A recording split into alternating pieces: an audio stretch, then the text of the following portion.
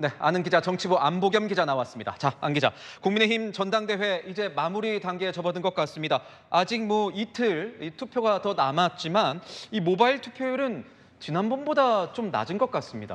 네, 맞습니다. 한동훈 후보에 나경원, 원희룡 후보까지 뛰어들며 초반 흥행은 했는데요. 폭로전에 지지자들 몸싸움까지 경쟁이 너무 과열된 것을 하락 요인으로 꼽습니다.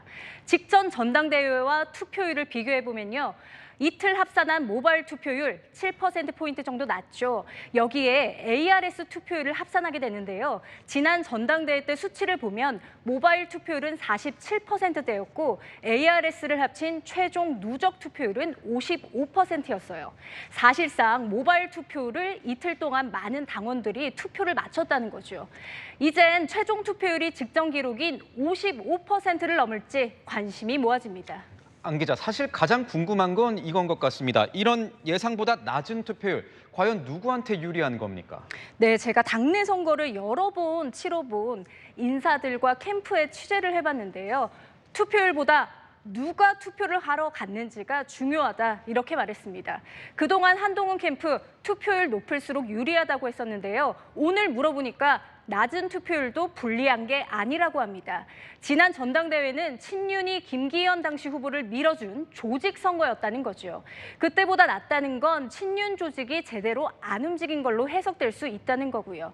한동훈 대세론이 다른 후보 지지자들이 투표를 포기한 것일 수도 있다고 했습니다. 반대로 친윤 측과 다른 후보들은 결선 가능성을 조심스럽게 점칩니다. 나경원 의원의 패스트트랙 공소 취하 폭로로 염증을 느낀 한 후보 지지자들이 투표를 덜 한 것 같다고 분석한 건데요. 결선 가능성이 전보다는 커졌다는 겁니다. 그렇다면 이 막판 전략은 뭡니까? 네, 나경원, 원희룡 후보는 한 후보 1차 과반을 막겠다. 직접적으로 말은 하지 않아도요. 암묵적 단일화 상태로 느껴지는 행보들이 있는데요. 나경원 후보는 오늘 수도권, 원희룡 후보는 TK를 각각 찾아 막판 지지를 호소하고요. 내일도 나 후보는 강원, 원 후보는 PK로 지역을 나눠서 최대한 지지를 끌어모으려는 것으로 보입니다. 현재 상황을 분열, 위험이라고 강조하면서 한 후보를 향한 협공도 했습니다. 지금은 각자 뛰더라도 결선 투표에 가면 같은 편이라는 인식을 공유하는 거죠. 반면 한동훈 후보는 오늘 하루 투표 동력을 2차례 올리며 투표율 끌어올리기에 집중했는데요. 변화, 열망을 담아 투표해달라. 결선 투표 없이 확실하게 승리해야 한다는 인식입니다. 한 후보, 오늘은 영남 지역을 돌면서 당심 끌어모으기에 집중했습니다. 한 후보는 압도적인 승리를 강조하고 있군요. 네, 맞습니다. 당원들의 압도적인 지지를 받았는지가 대표가 된 뒤 영향을 주기 때문인데요.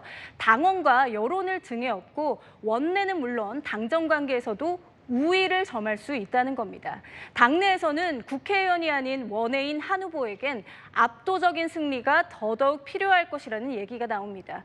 전당대회가 끝이 나도 당내 싸움은 끝나지 않을 것이란 관측이 나옵니다. 네, 지금까지 아는 기자였습니다.